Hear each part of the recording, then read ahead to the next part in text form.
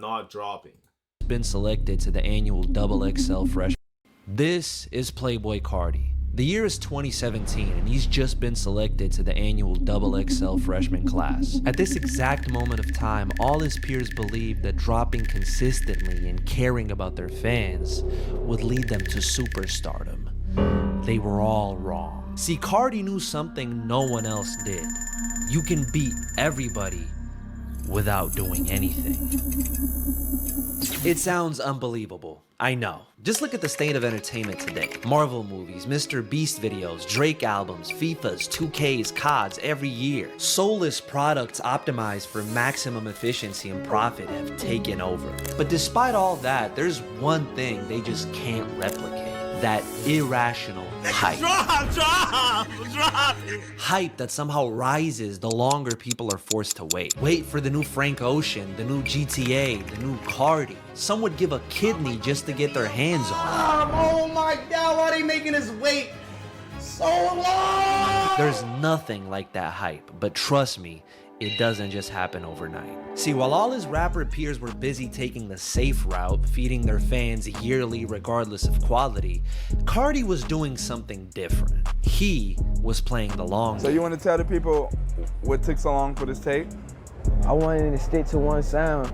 He had a vision for his music, taking his time to create waves, not numbers. Sit there and be Young Carti sound, and just Young Carti sound only. See, but back then, most people didn't get I like where he's going with this already. I like how he's thinking about this already. I like this. Playboy Carti. It's one thing to not be a lyricist. It's another thing to just be a bad rapper. And that's what he is. He was the weirdo mumble rapper everybody used as an example to prove that rap was dying. Let's be honest, Playboy Carti is never going to come out with anything essential ever, so let's not even humor that. He didn't drop often, but on the rare occasion he did, he was always met with mixed reviews. Initially, this led to most rappers overtaking him in terms of stats and popularity. As a matter of fact, I distinctly remember watching this XXL class and not knowing who Carti was. Even still, he kept up the minimal output, banking on the fact that his... You didn't know who Carti was? You didn't know that Carti dropped this? He dropped his self-title the same day as Damn. I'll never stop telling this story. I'll never stop telling this. I remember when Damn dropped and Carti dropped the same night, and I already knew who Carti was because obviously, nigga, I've been a music head since high school, bro. So I was like, bro, I'm gonna listen to this Kendrick, and then I'll listen to the Carti after. And you know what's the funny thing? I thought the Carti album, well, mixtape, had more consistent, like, high quality songs. But then I was obviously wrong, of course, because like Damn is just better. Damn is just better. It's just yeah, I didn't really understand a lot of the concepts of Damn right up front. Took me a little while. Music was just ahead of its time and that it needed to grow on people. And you know what? He was right. And it did. By 2020, most of those rappers that were popping a couple years ago were falling off, while Carti had more buzz than ever going into his next album, Whole Lotta Red. Little did he know, because of this album, this whole world was about to come crashing down. This album release was a complete disaster. Fans didn't respond well to the experimental sound.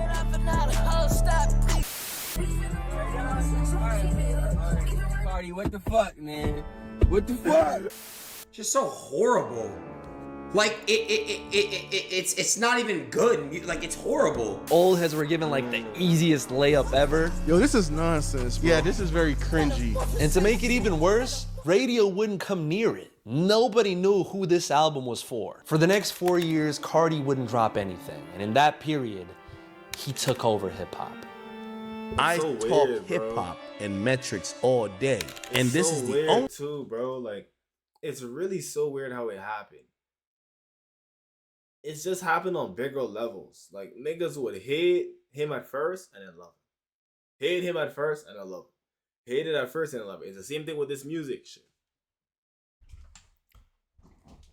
A lot of people gonna hate the I Am Music album at first. Feel like it's bland. It's not fun. Wait till it's 2026, 2027.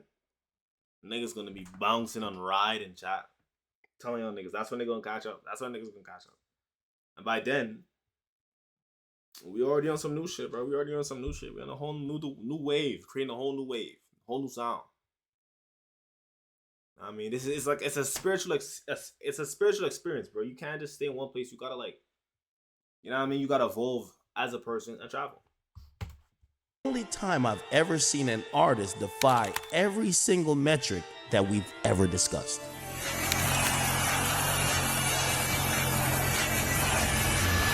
So how is this happening? Well, bad news for the unemployed, because not anyone can just aura farm their way to the top. First, you must lay down some groundwork, just like Cardi did.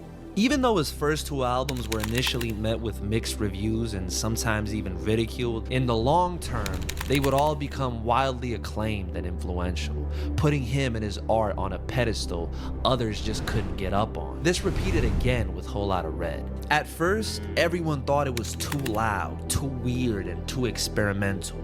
A couple months later, they were calling it genius. Listen, I apologize for calling Whole Lotta bad. I didn't mean it in that type of way. In the beginning, it just felt really bad, but I love the album. It grew on me.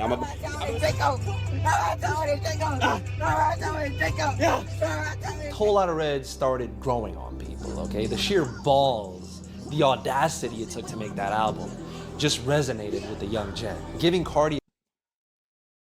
This happens when you don't put no creative limiters on yourself. Really and truly, I think this is what happens when you don't put any creative limiters on yourself. You just make some dope shit, bro. Really and truly, bro. A cult following and basically influencing a whole new genre of swag jackers. Before you knew it, this seemingly commercially unviable Nigga said swag jackers, bro. Lacey, this is where you haven't done your research, pal. Lacey had his style before Cardi went with that whole dark aesthetic, bro. But, you know, whatever. You know. It's whatever, bro. It's whatever, bro. Let's not get too nerdy about this shit, but do more research, man. That's kind of disrespectful, especially when you have like a nigga that's putting his whole life into this shit. Come on, bro.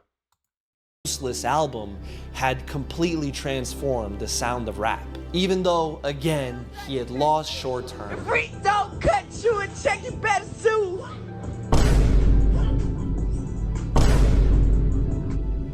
He was now, again, winning long term.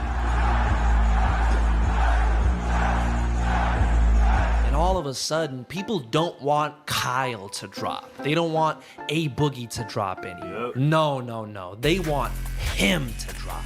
Because they know that he's gonna give them something exciting, something game-changing, something those other dudes just can't make. Groundwork is crucial here. If we're looking at GTA as an example, so many people played GTA 5, GTA 4, Vice City, San Andreas, and all of them got a great, unique experience, impossible to find anywhere else. Naturally, they're gonna trust Rockstar to provide yet another experience just like that. Until that happens, or until someone else takes their place, they'll keep waiting. Nobody's losing sleep over the next Lil Baby album, over the next Ubisoft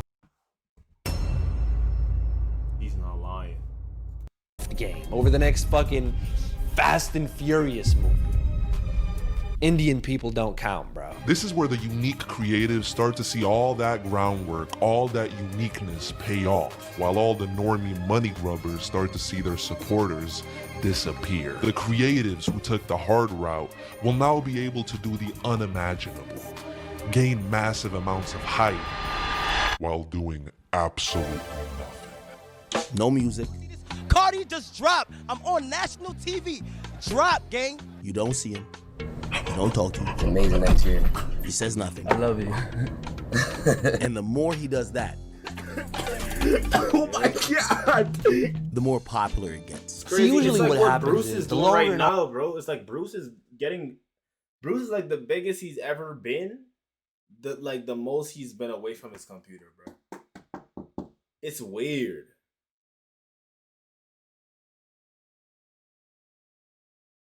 It's like you gotta grind, put in a lot of hard work, when no one's looking.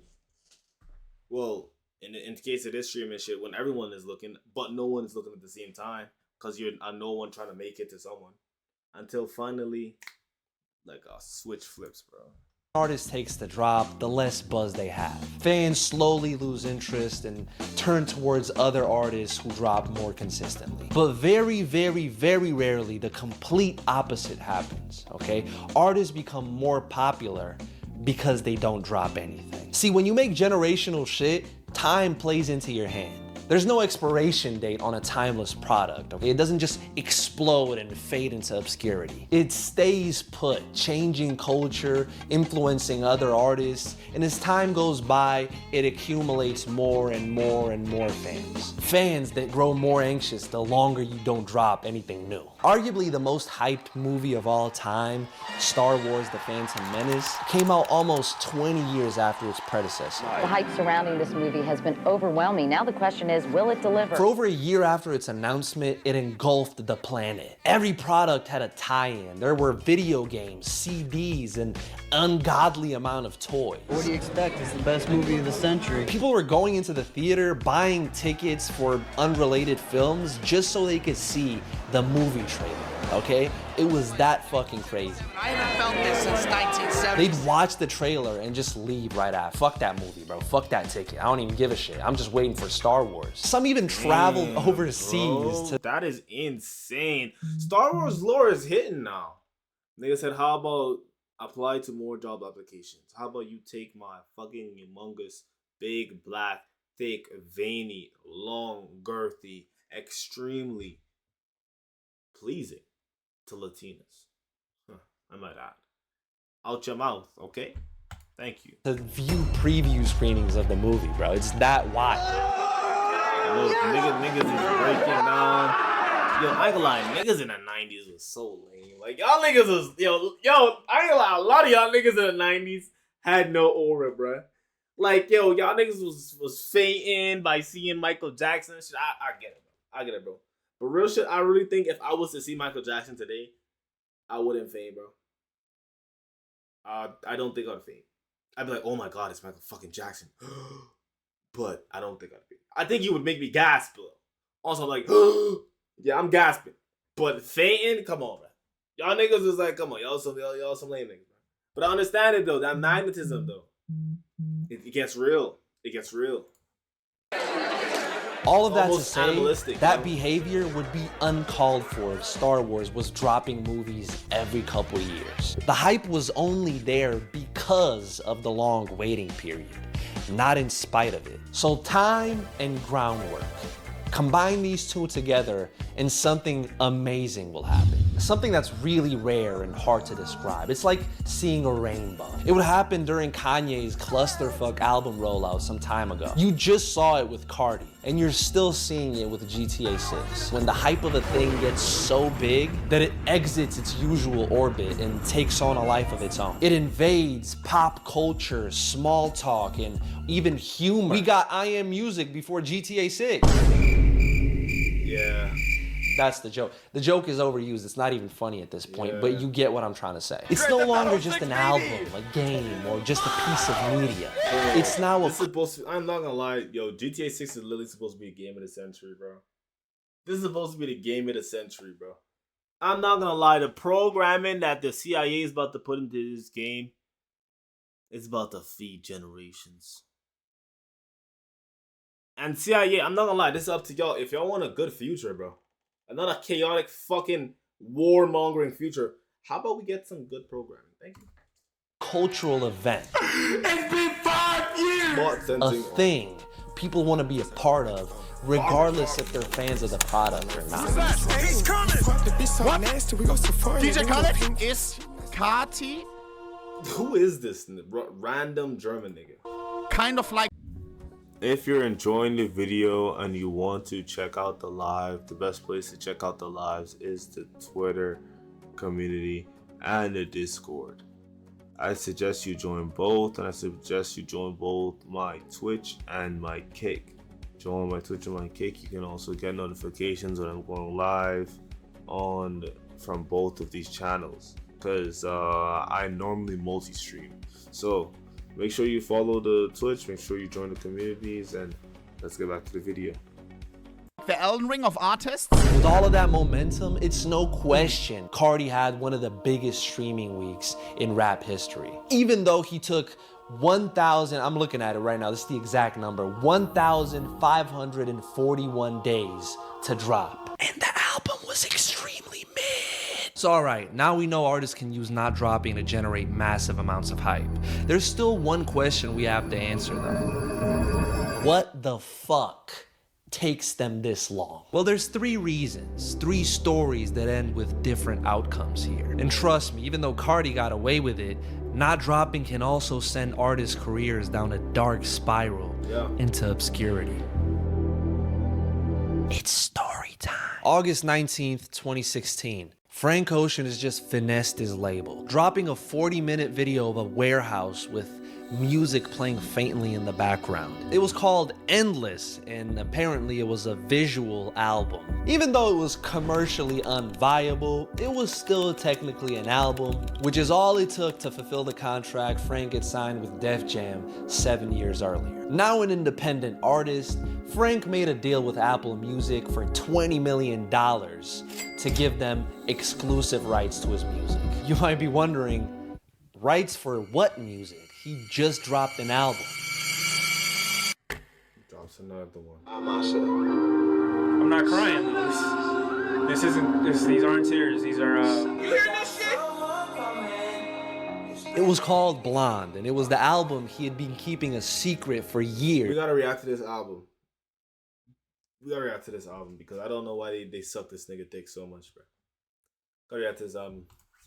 To complete this devious plan, releasing it literally one day after Endless. It went #1 on Impact and instantly was recognized as a pop masterpiece. Creative moment for modern pop and modern soul, and I love it. Frank Ocean, keep putting out music. Frank Ocean was now the biggest artist in the world, with a #1 album and 20 million in the bank. Literally a dream position. He doesn't have to keep on putting out music because his fans are gonna suck his dick and hype him up till he's like what? Like almost like a mythological legend. To the point that he's a mythological legend. He doesn't have to drop any music to make money. His name, the thing that is Frank Ocean, makes him money. For any artist to be. I don't know how. The world at his fingertips, he gave up on music. Do you see Frank at all? I haven't seen him in a minute. He moved somewhere. The secret place and didn't tell anyone? No text. He don't even text. Obviously Frank Ocean.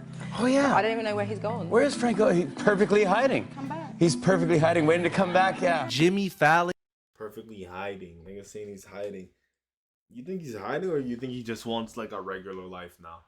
I think it's perfectly normal to say, yo, cool. The fame was cool and fun. It lasted.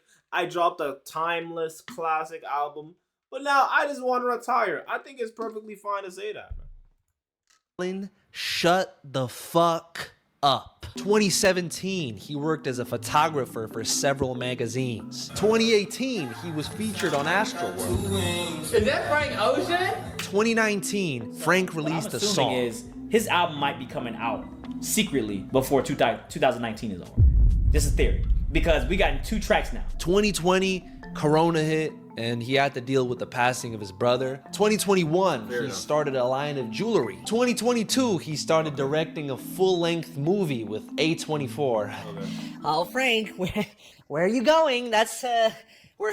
It seems like we're going further away from the music and not towards it. 2023, he headlined Coachella, stinking up the place, barely even trying. 2024, silence, nothing. 2025, reportedly, he's considering a career in filmmaking. It's been 9 years in Z. How is this nigga still fucking relevant? How? How is he still relevant? How is it? Bro, this I'm telling you, bro, art is so ridiculously powerful.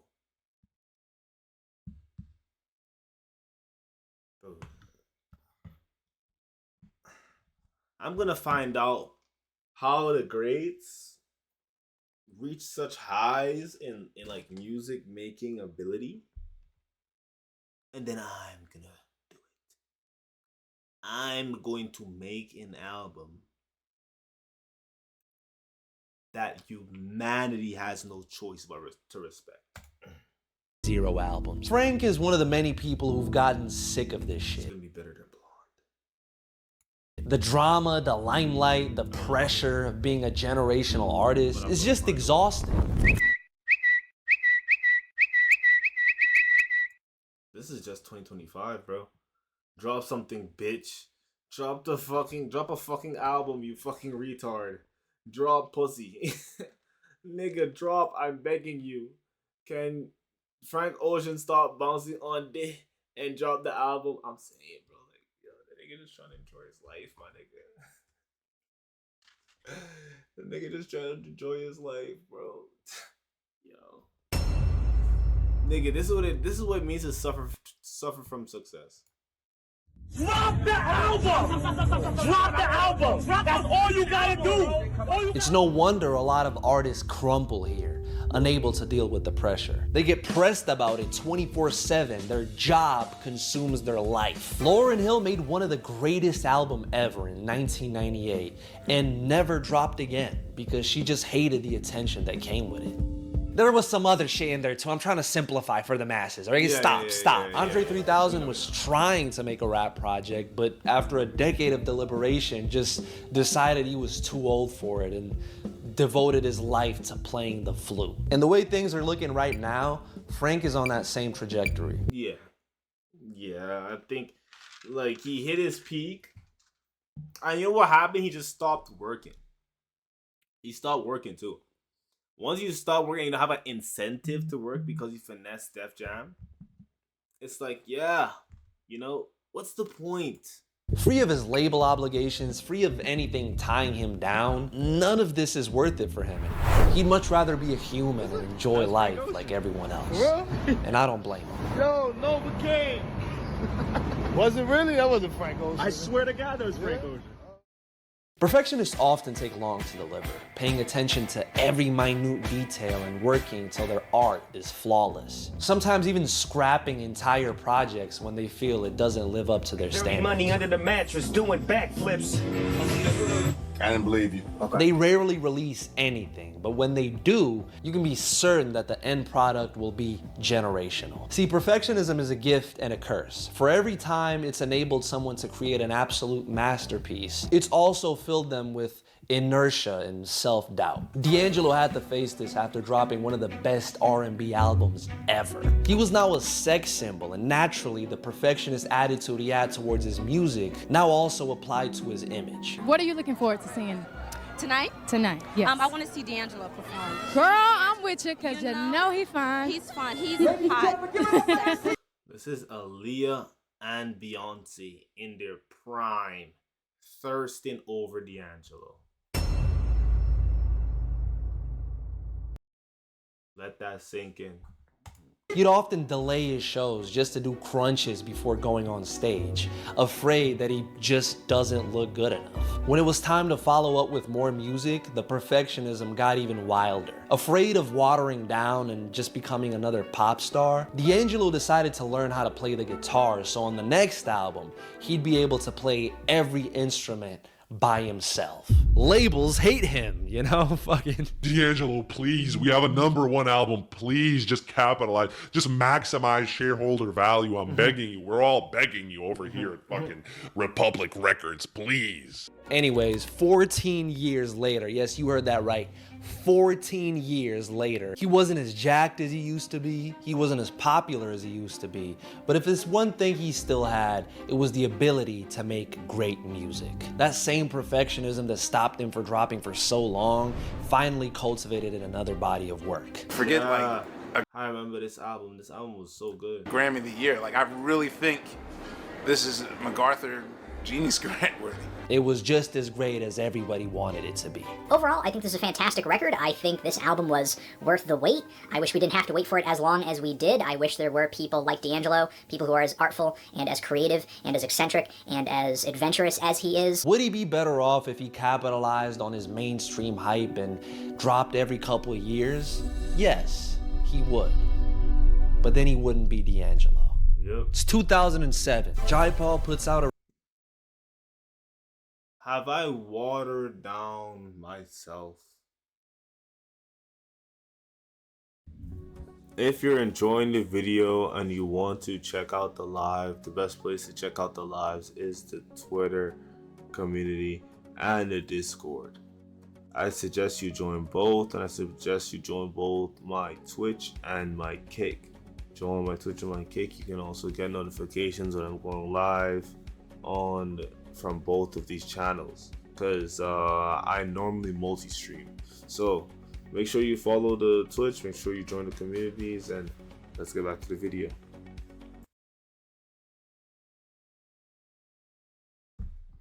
Recording of a demo on his MySpace page. It was called BTSTU. First, it started off quiet, but after a couple of years, some music blogs discovered it, and before you knew it, it spread like wildfire, receiving widespread coverage throughout 2010 from every site that mattered. Drake and Beyonce both co-signed him by sampling his music.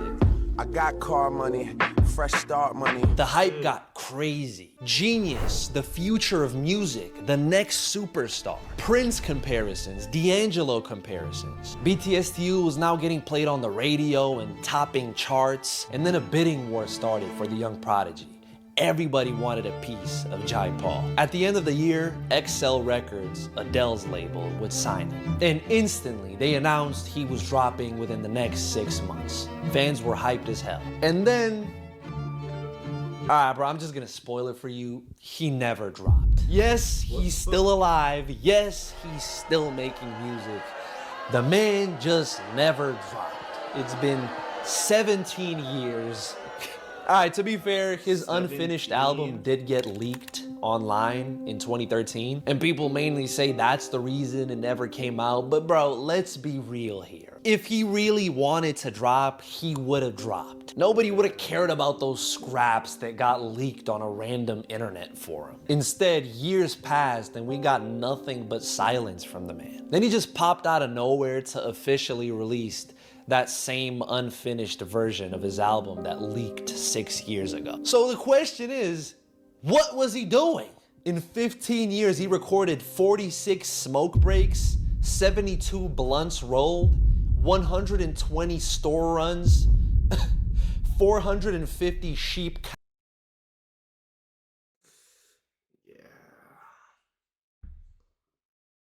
counted, and 0 songs recorded. But honestly, I think we can all relate to Jai Paul here. You know, we all know what that vicious procrastination loop feels like. Feeling the pressure of high expectations and afraid of failure, you just keep pushing back. This is why I say Ye is a GOAT. This is why I say Kanye is a GOAT, bro, because he reinvents himself and he reaches a high level of quality with almost every reinvention, bro. Like, it's insane.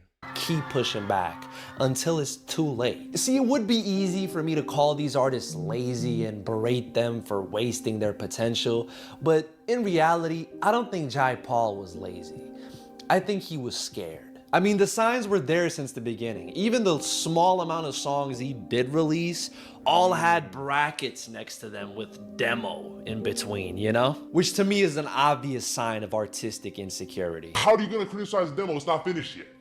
When I finish it, it's gonna be good. And I think that's kind of the point. As long as the work remains unfinished, as long as the project hasn't released yet, all people have to judge you off is your talent, your potential. In that moment, the sky is the limit for you, okay? You could do literally anything. But as the years go by, time comes to stop living in that unknown space and deliver, to make yourself vulnerable to the thoughts and opinions of others. That shit is a 2-pack of ass.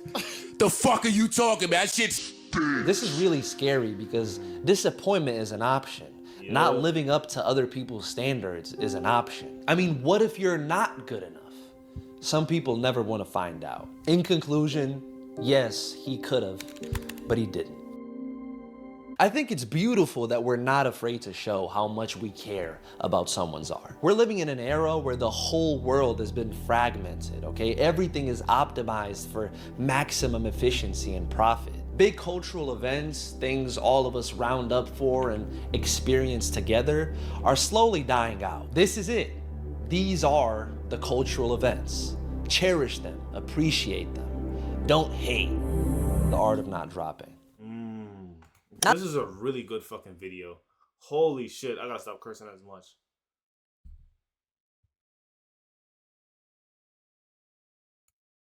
But this was a really good video. I'm not gonna lie. Man. Dupli, you earned a subscription for that one, buddy. And a like. Keep it up.